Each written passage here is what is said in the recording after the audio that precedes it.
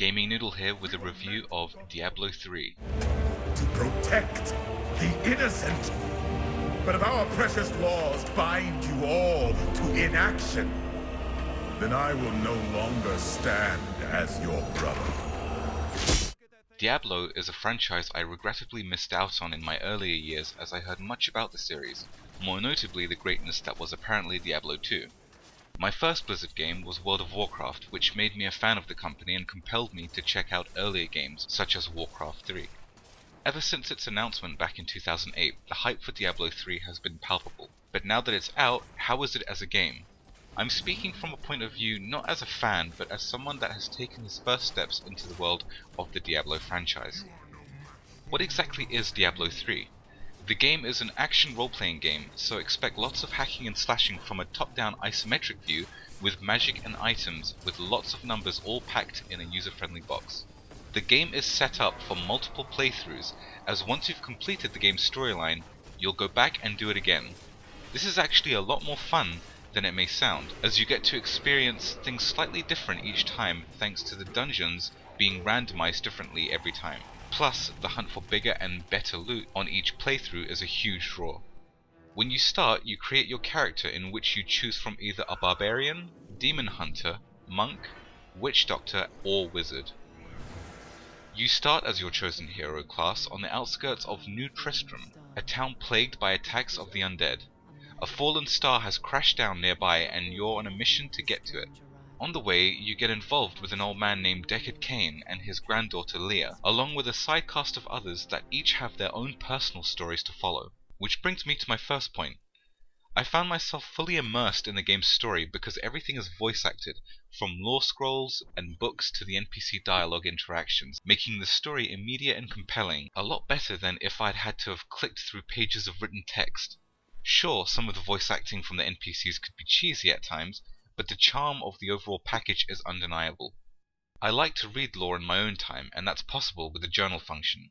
The characters all grew on me as time went on, and by the end of it, I was fully invested and eager to see what would happen next through the twists and turns of the story. Although I must say, Leah did get annoying on more than one occasion. I did like the scoundrel though. Angry naked women are attacking me? This is my Summer and West March all over again. My first playthrough was with a demon hunter. While I did play solo most of it, you can choose to play with up to 4 friends or just random people online. There are 4 difficulty modes, starting from normal, then going to nightmare, hell, and finally inferno. Each time you complete the game, whether solo or in a group, you unlock the next level of difficulty. There are a wealth of skills to use that are useful and can make you feel very powerful when using them to overcome tough foes. While I did find myself dying plenty of times, it was usually because I was too lazy to use my skills to their full effect. I remember at one point I had died quite a few times in a row, so I went back to town, thought deeply about my choices in skills and runes, readjusted things slightly, and went back with a battle plan. It's extremely fun. The skills themselves are unlocked as you progress through the game and level up, the maximum level being 60. You have 4 slots on your action bar in which to choose a skill of your liking. You have multiple choices for each, so in that regard it's customizable, as is the runes that get unlocked over time for each of the skills you may have picked. These runes give a nice addition to your main skill, bolstering mobility or attack power for instance. All in all, I found it to be simplistic yet enjoyable. The simplicity carries over to the many other aspects of the game, such as crafting jewels from gems and blacksmithing, in which you can crush gear into craft items instead of selling to vendors or on the auction house. I used blacksmithing from the get-go and found it very fun to upgrade a few pieces of gear here and there as I leveled up. The actual gear itself is very random. There are tiers of quality within the items, each given a color from white, blue, yellow to brown and green for legendaries. But it's entirely possible to get good and bad items for any grade from random stats created on said items. Every single piece is different, and some blue items may have much more desirable stats than that rare legendary that dropped. It does make a lot of gear useful though, which is good. I am currently equipped with a mishmash of blues and yellows from blacksmithing and drops, and it served me well. Now, I've seen a lot of people saying Diablo 3 doesn't look Diablo enough.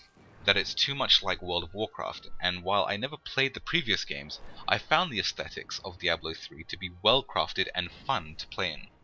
From the architecture of the buildings, the lighting from the lanterns, to the ever-present fog, to name a few things, are just things that were implemented really well to create a strong atmosphere in each zone, something I feel is one of Blizzard's strong suits.